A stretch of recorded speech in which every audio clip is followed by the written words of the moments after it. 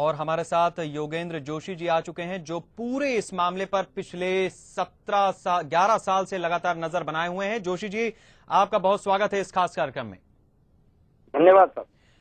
जोशी जी, आपसे जानना चाहेंगे कि सन 1995 जो सरकार मध्य प्रदेश में थी, जिस तरीके से असलहे बरामद हुए, उसके बाद किस तरीके से सरकारी कामकाज हुआ और जो सोहराबुद्दीन था उसका क्या हुआ?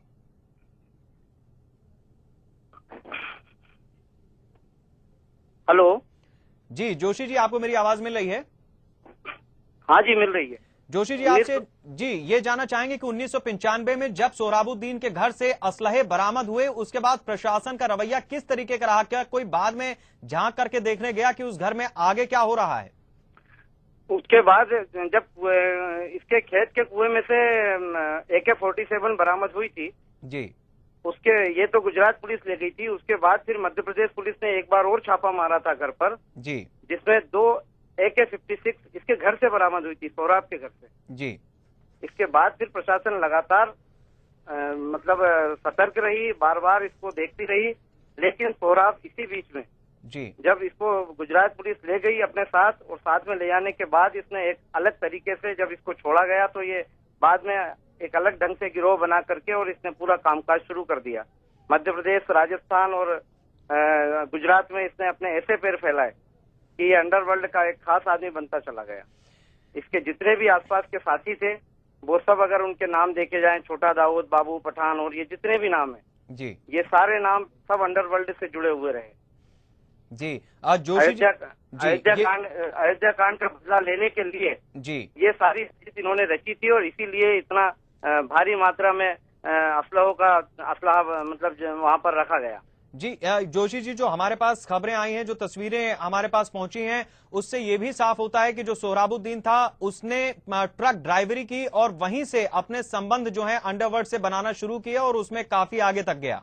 जी जी जी, एस बन की ये जानकारी बिल्कुल सही है।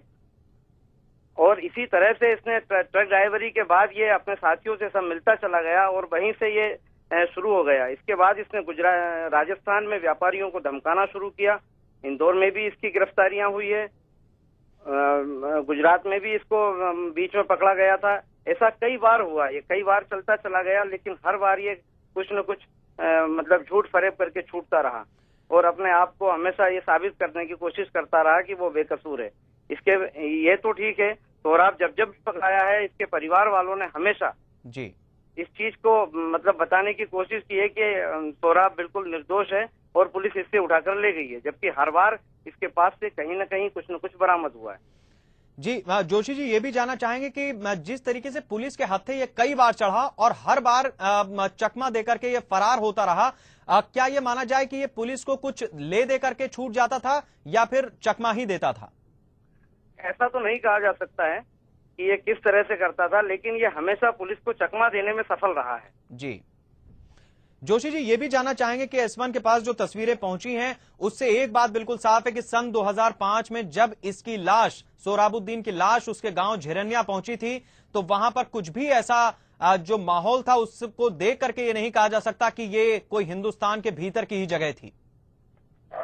ये बिल्कुल ठीक है। खाचरोद एक गांव है, खाचरोद से होते हुए जब ये लाश वहां पर पहुंची है, उस बीच में जिस ढंग से देश विरोधी नारे लगाए गए हैं, जिस ढंग से फायरिंग हुई है, वो सारी ये बात साबित करती है। वहां पर जो चेहरे देखे गए हैं उन सब में ये बात साबित हुई है कि ये आतंकवादी था। इसके बावजूद गलती सबसे बड़ी ये हुई है कि प्रशासन ने उस समय सतर्क नहीं बरती। यदि उसी समय उन सारे चेहरों को देख लिया होता, यदि उन सारी चीजों को समझ लिया होता, तो आज ये हालात पैदा नहीं होते कि सोहराब एक कितना बड़ा आतंकवादी। जी जोशी जी, आप हमारे साथ बने रहिए, हम लगातार इस खबर पर बने हुए हैं। हम अपने दर्शकों को बता दें कि ये देश का इस समय का सबसे बड़ा खुलासा है। सोहराबुद्दीन का एक ऐसा चेहरा S1 ने देश के सामने सबसे पहले रखा है जिसको देख करके कई लोगों की राय बदलेगी और वो बदलने पर या सोचने पर जरूर मजबूर हो जाएंगे। कई तरह के ऐसे जो पहलू हैं जो अभी तक मीडिया में सामने नहीं आए थे, उसे सोहराबुद्दीन के जो सच हैं S1 सबसे पहले आपके सामने दिखा रहा है। हम लगातार इस खबर पर बने रहेंगे। फिलहाल हमें एक छोटा सा ब्रेक लेना है और ब्रेक के बाद जब लौटेंगे तो आपको बताएंगे कि किस तरीके से देश के अलग अलग हिस्सों में इसके खिलाफ मुकदमे, गंभीर मुकदमे चल रहे थे।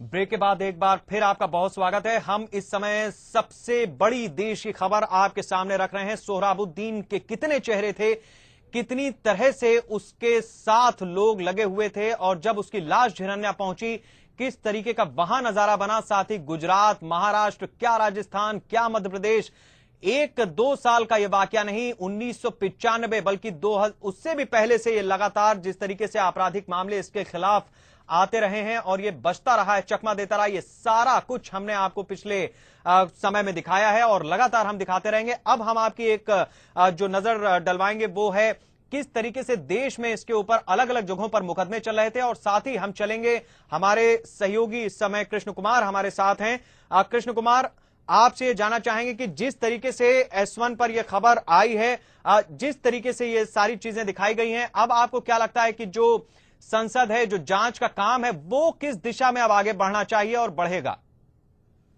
देखिए, सबसे पहली बात है कि पिछले 2 दिनों से पार्लियामेंट जो चल रहा है उस पर ये सोहराबुद्दीन पर तमाम चर्चा हुई है, तमाम तरह का यहाँ पे एक हंगामा हुआ है। लेकिन एक जिस तरह से अभी हम पिछले 1 घंटे से ये दृश्य दिखा रहे हैं, उसके बाद से बीजेपी को बहुत बड़ा बचने के लिए मुद्दा मिल गया है। अब अभी कुछ देर पहले मेरी बीजेपी नेताओं से बात हुई, जो हमारे चैनल से जिन्होंने ये विजुअल देखे हैं, उसके बाद वो साफ तौर से कह रहे हैं कि अब हम उल्टा यूपी उन लोगों पर हमला करेंगे जो हम लोगों को कटघरे में खड़ा कर रहे थे, जो मोदी सरकार पर हमला कर रहे थे। मेरे वहां के गृह मंत्री से भी बात हुई है, तो उन्होंने कहा कि जो दृश्य हम देख रहे हैं इसको कुछ देर बाद हम अपने और पार्टी के अन्य नेताओं से भी बातचीत करेंगे, उनको दिखाएंगे, और जो हम लोगों को घेरा गया है, जो बीजेपी को, एनडीए को घेरा गया है सदन में, उसका जवाब, मुंहतोड़ जवाब कांग्रेस को दिया जाएगा। तो एक बहुत बड़ी चीज सामने आई है, जो एक बहुत बड़ी उपलब्धि है कि जो एक आतंकवादी को बचाने के लिए, आतंकवादी पे जो भी पूरा एक पर्दा हटाने की कोशिश करी गई है, उसको बचाने का जो प्रयास किया जा रहा था, उस पे एक जो पर्दा हटा है, इसको लेकर के बीजेपी और एनडीए को पूरा एक मुद्दा मिला हुआ है। और अब उल्टा यूपीए पे को अगर हम देख सकते हैं, 1-2 दिन बाद अगर सदन में ये मुद्दा उठेगा फिर से, तो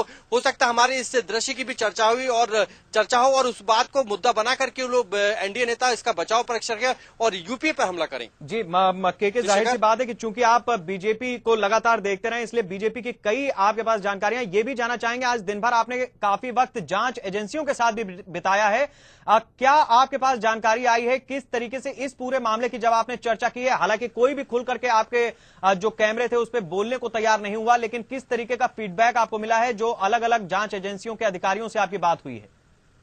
देखिए, दोपहर में जब मैंने अधिकारियों से बात करी थी तो वो लोग इस बात को मानने को तैयार नहीं थे, लेकिन अब जब चैनल S1 दिखा रहा है तो उन लोगों ने भी विश्वास किया है और हमसे कहा है कि आप उनकी हमको कॉपी दीजिए, हम उसमें देखेंगे कि कितनी उसमें सच्चाई है। अगर सच्चाई लगती है तो हम एक बार फिर से तह तक जांच करेंगे, क्योंकि जहां तक और कांग्रेस के नेताओं की मेरे से को जो मैंने ये दृश्य दिखवाए हैं अपने चैनल पर, तो उन्होंने भी कहा है कि अगर ऐसा कुछ है तो हम लोग हो सकता है गलत हो, लेकिन अभी भी चूंकि जो बिग बात हुई है वो पूरी तरीके से एनडीए को घेरने के पक्ष में, मोदी सरकार को घेरने के पक्ष में। लेकिन एक चीज बता दूं मैं शेखर, की जो बीजेपी के लीडर्स हैं जिन्होंने ये दृश्य देखे हैं वो अब उत्साहित हैं। उनका कहना है कि जो हम पे सवाल उठ रहे हैं ये गलत और इसी को मुद्दा बनाते हुए हम सदन में यूपीए को घेरेंगे। वैसे के हम आपको यह भी जानकारी दे दें कि सन 2005 में जब झिरन्या उसकी लाश पहुंची थी सोहराबुद्दीन की, उस समय वहां पर बीजेपी की सरकार थी और जिस तरीके से देश विरोधी नारे लगे थे, यह जाहिर सी बात है कि बीजेपी को कहीं ना कहीं कटघरे में जरूर खड़ा करेगी। आप बने रहिए हमारे साथ, हम वापस लौटेंगे आपके